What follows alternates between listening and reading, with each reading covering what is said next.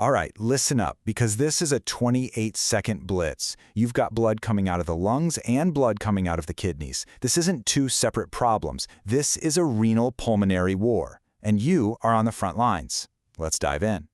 You have to remember, the lung isn't just for breathing. It's a systemic refinery, and its biggest allies are the heart and the kidneys. The whole system is connected, and when one part gets hit, it sends out distress signals everywhere. Knowing those signals, well, that's how you win. So, who are we fighting? There are two main culprits. First, you've got GPA, or Wegeners. Think of this as a widespread fire. Its c-ANCA antibodies are fueling inflammation that attacks blood vessels everywhere, and it can even cause the nose to collapse. Or is it Goodpasture syndrome? This is a totally different beast. It's more like a precision missile strike, with anti-GBM antibodies targeting the basement membranes of just the lungs and kidneys. Identifying the right enemy is absolutely everything. Okay, quick pause for the official stuff. This content is for educational and exam purposes only. This is not medical advice. You should always consult official guidelines for any clinical decisions. All right, picture this. You're in the ICU. You've got a patient who's coughing up blood. That's hemoptysis. And their urine is full of red cell casts. That's hematuria. Blood in, blood out. We are at a critical junction here, because two of the body's most vital systems are failing at the exact same time. So the intern on your team, trying to be helpful, suggests, hey, let's get a urine culture. And, on the surface, it seems logical, right? There's blood in the urine. Maybe it's a nasty infection. But in a high-stakes scenario like this one, is that really the best first move? No, that's a classic distractor. Sending a urine culture right now is like checking the fire alarm batteries while the entire building is burning to the ground. Hemoptysis plus hematuria means you're dealing with a renal-pulmonary syndrome until you can prove it's something else. This is a 5-alarm fire, and a urine culture is just not going to cut it.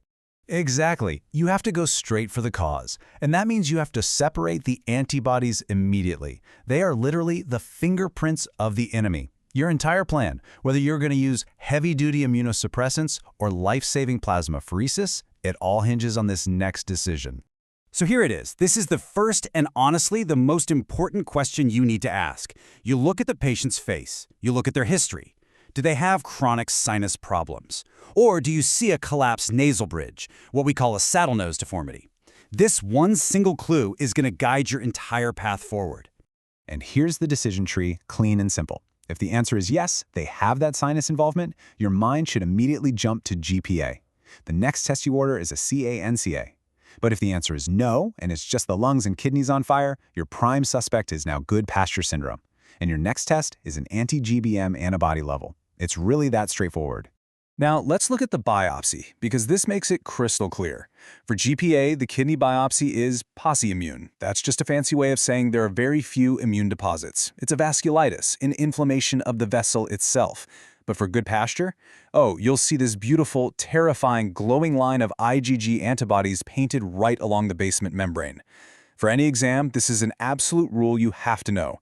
You see a linear IgG pattern, the answer is always Goodpasture. Okay, but hold on. Don't get too comfortable, because we've got to talk about the board traps. Exam writers just love to throw you a curveball with a patient who has a whiteout on their chest x-ray. Your brain screams heart failure, but that is the trap. See, everyone wants to jump straight to giving diuretics, thinking it's a fluid overload problem from the heart, but you can't. You must check the pulmonary capillary wedge pressure, the PCW, and there is a magic number you have to burn into your brain, 18. So what's the deal with this number? Well, the PCWP basically tells you to pressure backing up from the heart into the lungs. Think of it like plumbing. If that pressure is high, over 18, it means the heart pump is failing, and it's pushing fluid back into the lungs. That's your classic cardiogenic pulmonary edema. But if the pressure is low, under 18, and the lungs are still full of fluid, the heart is innocent. The problem is that the lung capillaries themselves have become leaky.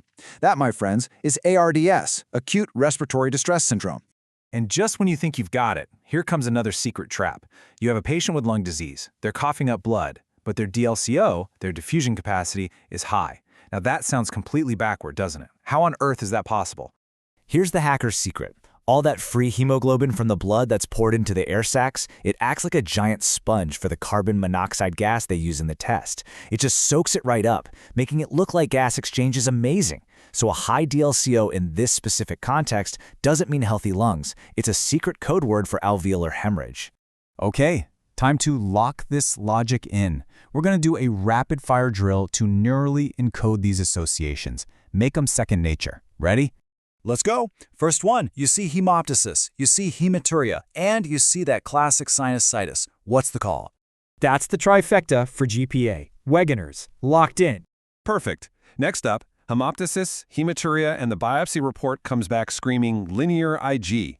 What is it? Goodpasture syndrome. No question. The antibody tells the whole story.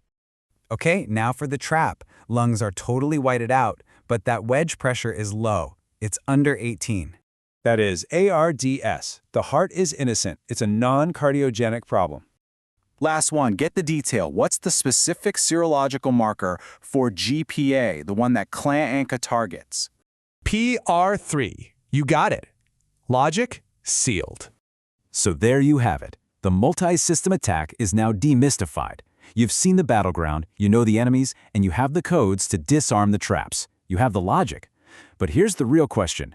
When the pressure is on, alarms are blaring, and a life is on the line, can you navigate that entire decision tree in 60 seconds? That's the real test.